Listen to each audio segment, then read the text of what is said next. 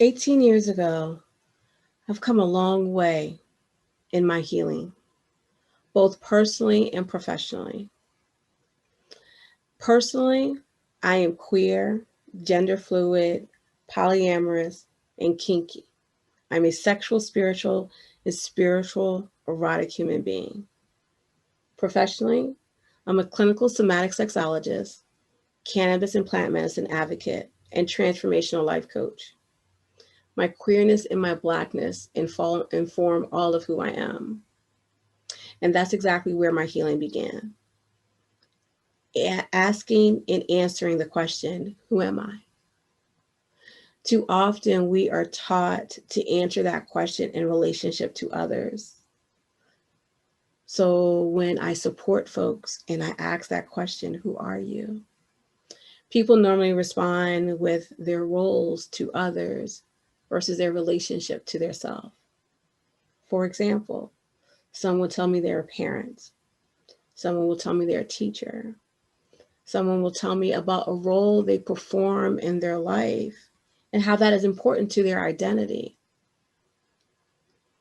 Who they are in that role is who I want to know.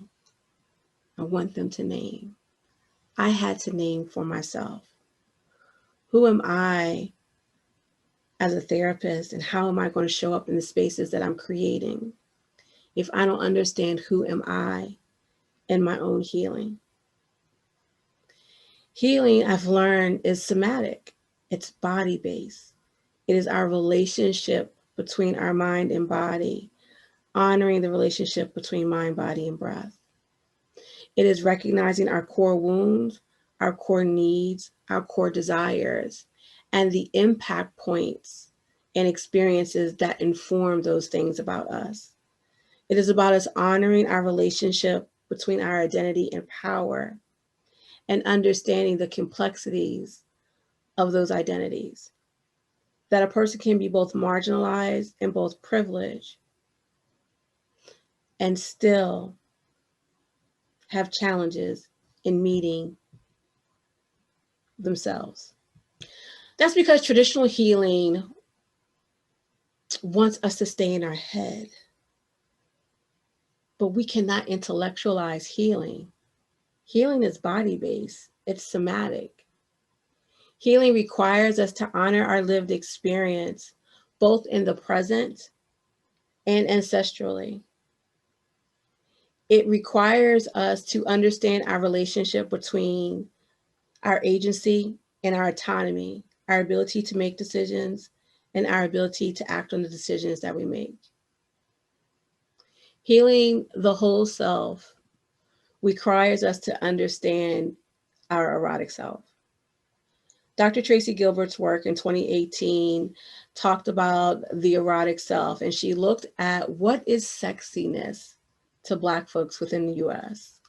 And what she found is that sexiness is experienced as a result of these 8 different areas that show up: our relationship to our body, our relationship to our behavior, our erotic energy, our relationship to race and racism, sensual pleasure, consent, having hope for pleasurable experiences, and our relationship to self and others.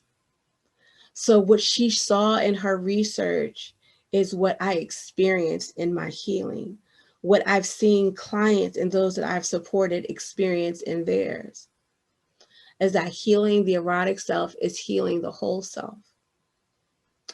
Understanding tools is one thing, but tools without systems is still chaos.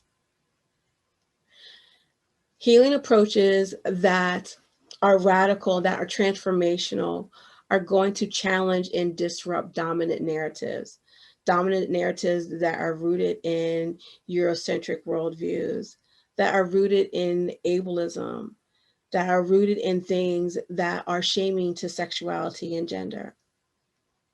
Healing the erotic self requires us to challenge what we've been taught and to ask, whose measuring stick are we using?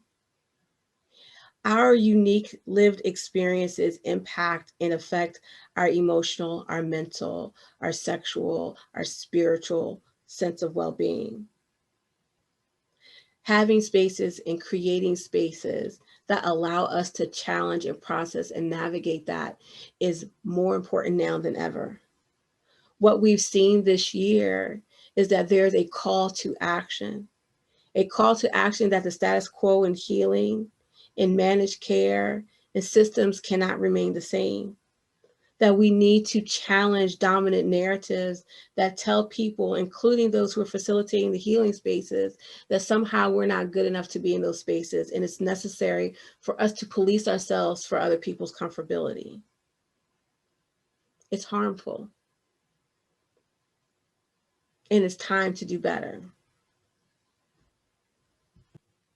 For healing spaces to be client-centered, they must be healing-centered. This means honoring that healing is both and. That healing doesn't look the same for melanated people the way it does for non-melanated people. That healing is complicated and compassionate. And it is not always about peace, but the ability to return to peace. Healing is about the importance of rest and work. And rest that doesn't have to be earned. Healing is about understanding the relationship between self and others. It is both self-determined and community supported. It's time to create healing spaces that are client-centered, that affirm all bodies and all genders, that understand the importance of unpacking racism and anti-Blackness in spaces. Traditional healing wants us to intellectualize healing, but healing is somatic, it is body-based. And it requires us to challenge the systems, the networks in which bodies exist. For healing to be client-centered, it requires spaces to honor the intersectional narrative of a person's lived experience, the importance of joy as a source of healing, that there's reciprocity of emotional labor, that people aren't in these spaces by themselves, that those are facilitating and holding those spaces have an equal responsibility of doing their own healing work.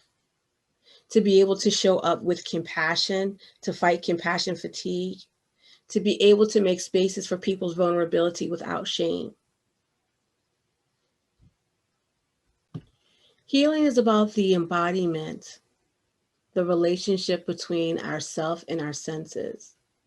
Healing should be a place where we're able to nurture our peace, honor our pleasure, have our protection, and move forward in our prosperity.